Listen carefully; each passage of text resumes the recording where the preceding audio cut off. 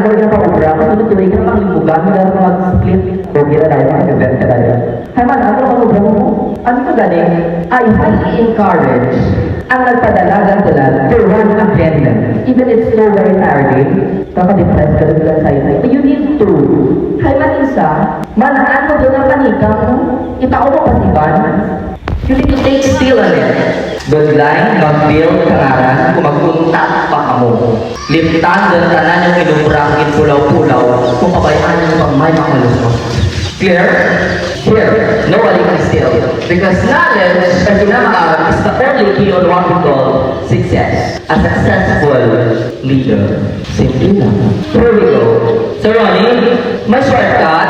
Pag-urtado, gusto ko tagsagad sa mo sa leadership. Sagado mo magkabyo. Sa expenses, ako division, pa ko di ko dyan mahawak, o mangampo, ako politiko, o direction life. Naka-deficient ka pa?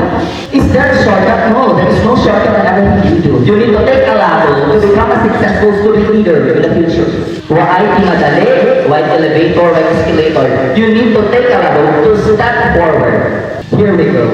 I'm going to stand. You need to take stand with focus, with purpose, with patience, with hard work, with determination, with vision. Isa-isa ko na karon. Being a leader, you don't know how to listen, when to speak, and how to speak.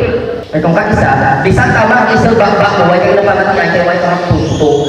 You need to become a leader who knows when to listen, what to listen, and who to listen. Why ka kamaan, basta sa council mo, may manakol. That's not a promise. It's a warning, Jed. It's a warning. Di ba, treasurer?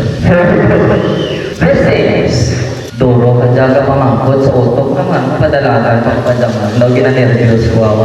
Here, knowledge. In order for you to become a better and effective leader in the future, imahin ko padalagan, makamuorman, padalagan, isa sa mga likod nyo. You need to become knowledgeable. Ang kinamaaram, kag maaram, is two different things. Ang maaram is intelligence. Ang kinamaaram is knowledge. Bisan mo, ay ka iniskilahan, kita ko may mga tao na bisan mo ay iniskilahan, pero sa God sa leadership, kaya bisan mo, ay ka iniskilahan, kung may pinanilagan ka, you are knowledgeable. And the key in becoming a successful leader is being knowledgeable, not intelligent. Not intelligent is honorable minds, and the rest of you here, kundi knowledgeable or well-informed. Starting with, you know yourself better. Knowing yourself than others. Kilalahan ako malingon mo. Kung kilala mo malingon, ay gusto ko mag-leader, I really want it, not because yung permit ako ni nanay, not because ng honorarium ko. Until ka maging produktibo na leader, responsable na leader, dapat responsable na nanay, estudyante. Nagpadalaga ka, magaling iyo, magaling ka ba sa silama? In order for you to become an effective student leader, you must be a responsible student first, then leader next. That is the real definition of student leader. Not just that, you need to balance yourself. I feel you, Jed. I feel you all. In time na talaga sa kaibong assignment, so reports, presentations, writing, and everything. Tinanglaman si Katolis Barangay. You know what? I have a picture later na nag-Christmas ako sa Websum office. Without knowing, kasi ako, nawa ko yung maan na Diyos ko. Why would rolling na mga tao na tapos bilang ikaw na sa tao ko?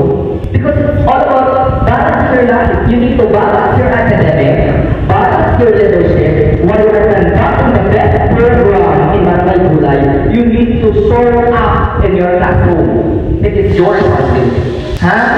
Tandaan yung Gibra, here we go. Duro ka na padalagan, na nandun gusto ka naman padalagan, pero duro ka doubts. Number one na doubts, basta isyuhan ko, kasi hindi ko nasarangan, kasi ang